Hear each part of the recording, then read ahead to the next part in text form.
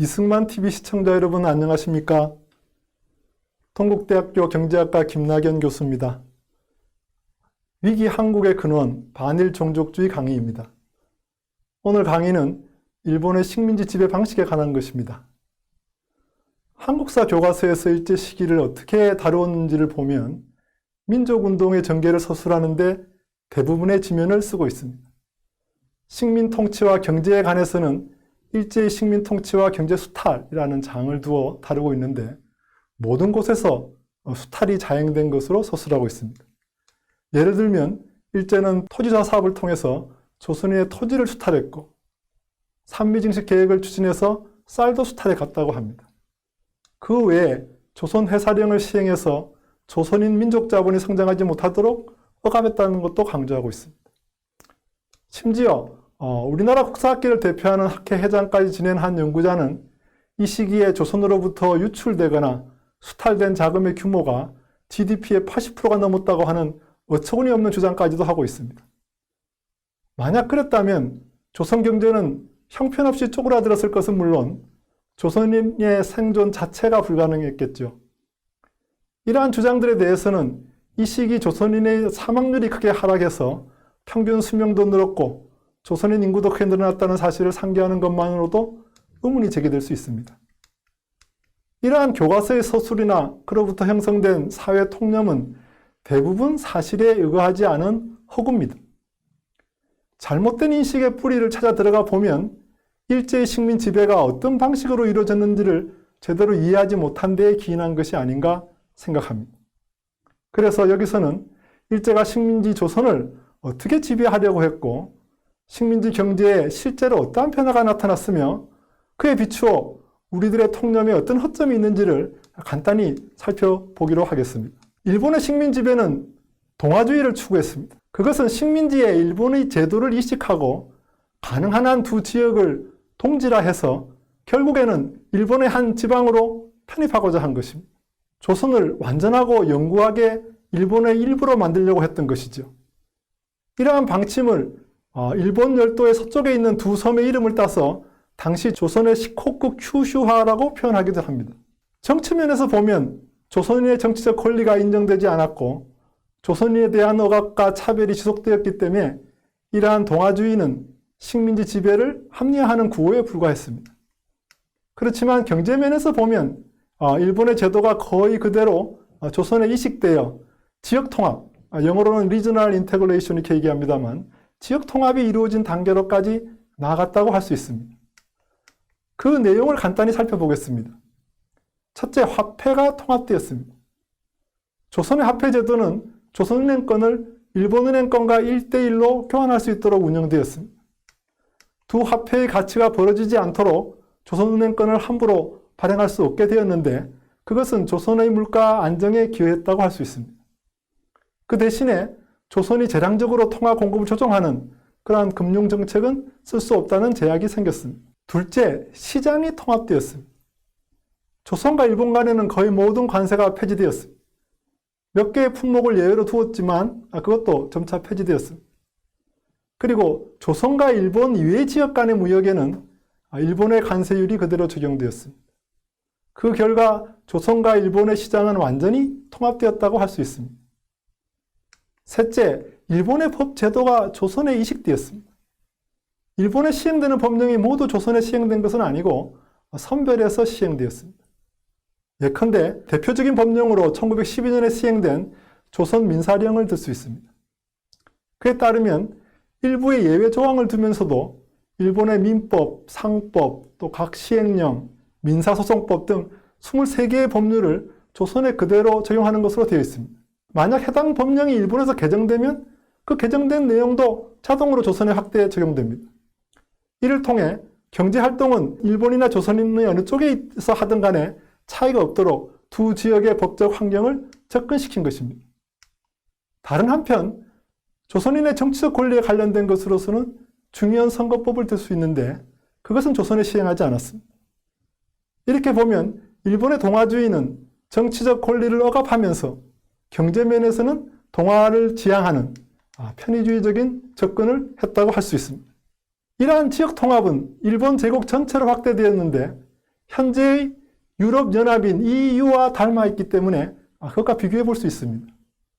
EU는 참가국의 자신의 경제 주권의 제약을 자발적으로 받아들인 결과이지만 일본의 지역 통합은 식민지에 대한 제국주의적 지배의 한 형태라는 점에서 결정적 차이가 있습니다.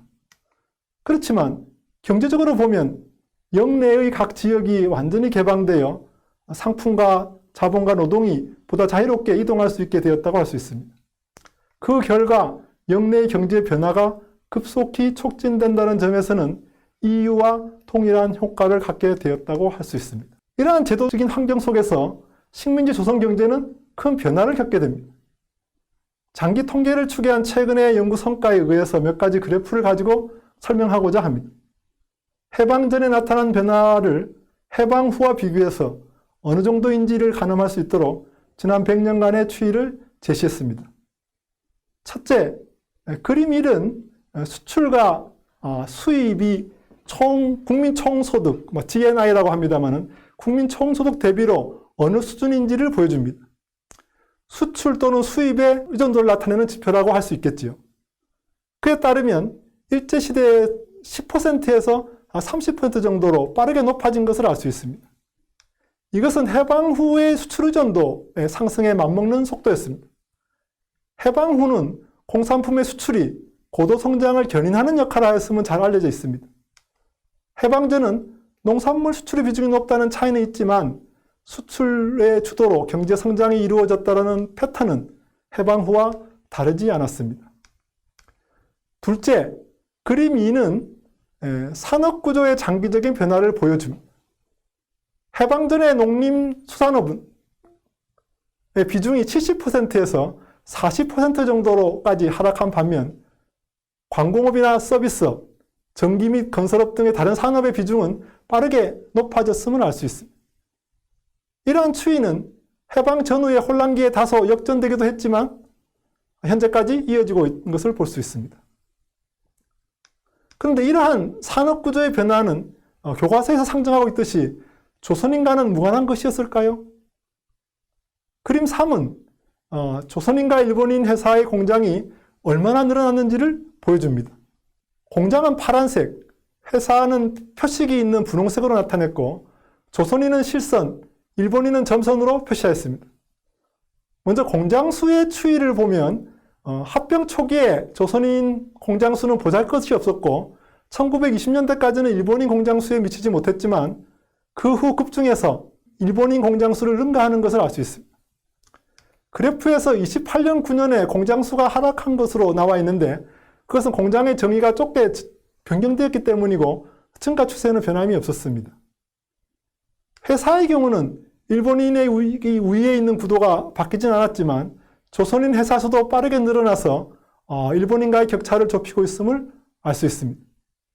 다만 자본금의 규모로 보면 일본인 회사가 압도적으로 컸고 대규모 자본에서 또는 근대적 기술이 요구되는 산업에서는 일본인이 주도하고 있었습니다. 그렇지만 이 과정에서 조선인이 배제된 것은 아닙니다. 조선인은 늦게 출발했기 때문에 자본과 기술의 축적이 일천하다는 불리함을 안고 있었지만 이를 빠르게 극복하고 있었다는 것을 알 수 있습니다. 그런데 교과서에서 1911년에 시행된 조선해사령으로 일제가 조선인 자본을 성장하지 못하도록 억압했다고 서술하고 있습니다. 조선해사령은 회사 설립을 허가제로 규정한 것인데 신고제로 되어 있는 일본 민법에 조선 적용해서 예외를 인정한 것입니다. 그런데 교과서가 언급하고 있지 않은 것은 회사령은 조선인만 규제한 것이 아니라 일본인 회사 설립도 똑같이 규제하고 있었다는 것입니다. 실제로 회사 설립이 불허된 사례를 보면 일본인도 많았고 그들의 반발로 인해서 1914년 이후에는 규제가 느슨해지게 됩니다. 결국 회사령은 1920년에 폐지되어 두 지역의 제도 차이는 없어졌습니다. 넷째, 그림 4는 1인당 소득과 불평등의 어떤 지표를 제시한 것입니다. 국민소득은 20세 이상 성인 인구로 나눠서 구한 1인당 소득을 말합니다. 물가 상승분을 배제해서 2017년 불변 가격으로 보인 것입니다. 1인당 소득 눈금이 100만 원, 1000만 원, 1억 원으로 이렇게 10배씩 뛰는 그러니까 로고 눈금으로 되어 있습니다. 그 경우 1인당 소득의 기울기가 가파를수록 증가율이 높다는 것을 뜻합니다. 해방 후 특히 고도성장기의 증가율은 매우 가파른 것을 알 수 있습니다. 해방 후 전체 기간 동안의 연평균 증가율을 구하면 4.9%로 나옵니다. 그에 비해 해방 전의 1인당 소득은 추계 기간 동안 1.8배가 늘어나서 연평균 2.2%로 증가한 걸로 나옵니다. 즉 해방 후에 한 2분의 1 정도의 수준이었습니다.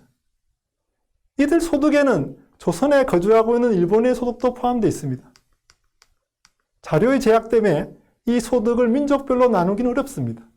다만 일본인 인구의 비중이 미미했기 때문에 그들의 소득 증가율이 상당히 빨랐다고 가정하더라도 조선인의 1인당 소득도 연평균 2.2%보다는 낮겠지만 여전히 증가한 것에는 변함이 없을 것으로 생각합니다.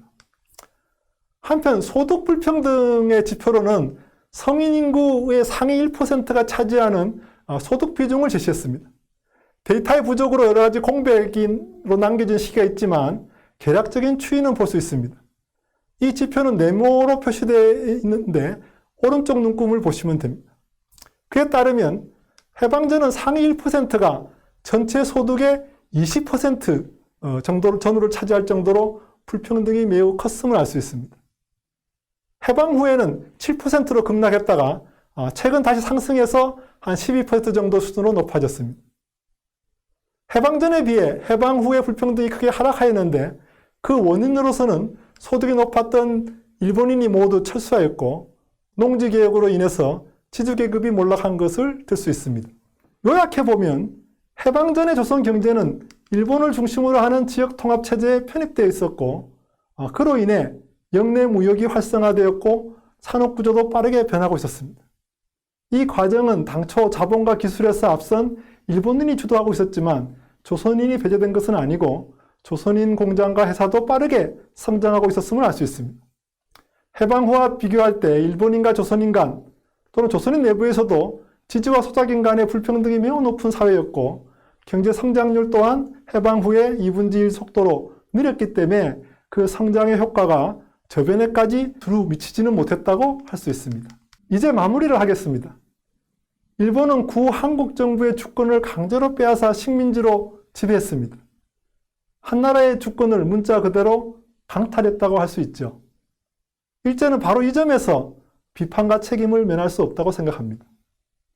그렇지만 교과서에서는 개인의 재산권마저 유린해서 조선인이 가지고 있는 식량이나 토지를 마구잡이로 수탈한 것으로 서술하고 있는데 그것은 사실이 아닙니다. 당시 실생활에서는 일본인이 조선인을 차별하는 일이 셀 수도 없이 많았겠지만 민족 간 차별을 제도로 공식화하지는 않았습니다. 당시 조선 경제는 기본적으로는 자유거래의 시장체제였고 민법 등이 시행되고 있어서 조선인과 일본인의 구분 없이 개인의 재산권이 보호되고 있었습니다. 만약 수탈이 일상화되고 차별이 공식화되어 있는 체제라고 한다면 조선인의 반발로 식민지 통치가 불가능했을 것입니다. 나아가 그것은 조선을 일본의 한 지방으로 영구히 편입하고자 했던 식민지 지배의 목표를 거스르는 일이 되었을 것입니다. 앞에서 살펴본 바와 같이 일본이 조선에 시행한 각종 제도와 조선에서 실제로 일어난 경제적 변화에 비춰보면 교과서의 서술은 초보적인 상식에도 맞지 않을 뿐만 아니라 당시의 실상을 얼마나 왜곡하고 있는지 알 수 있습니다. 제 강의를 수강한 학생들에게 소감을 물어보면 대체로 이런 반응들을 보입니다. 그동안 교과서로 배웠던 것이 사실이 아니라는 점을 받아들이면 도대체 일제를 어떻게 비판해야 할지 모르겠습니다. 또는 그 경우 혹시 일제 식민 지배를 정당화해버리지 않을까 하는 두려움이 듭니다. 라고 합니다. 거짓말과 엉터리 논리로 일제를 비판해왔고 또 대다수 한국인들이 거기에 너무나 익숙해 있다 보니 그것이 허구임이 드러나면 일제를 어떻게 비판해야 할지도 몰라 당황하게 됩니다. 허구를 만들어내서 일제를 비판하는 것이 국내에서는 통용되었을지 모르지만 그것으로 세계인을 설득할 수 있겠습니까? 일본인을 포함한 세계인이 수긍할 수 있는 상식과 역사적 사실에 입각해서 일제를 비판할 수 있는 능력도 키우지 못하는 교육, 이것이 우리나라 민족주의 역사 교육이 빠져있는 함정이고 역설이라고 하겠습니다. 강의 마치겠습니다.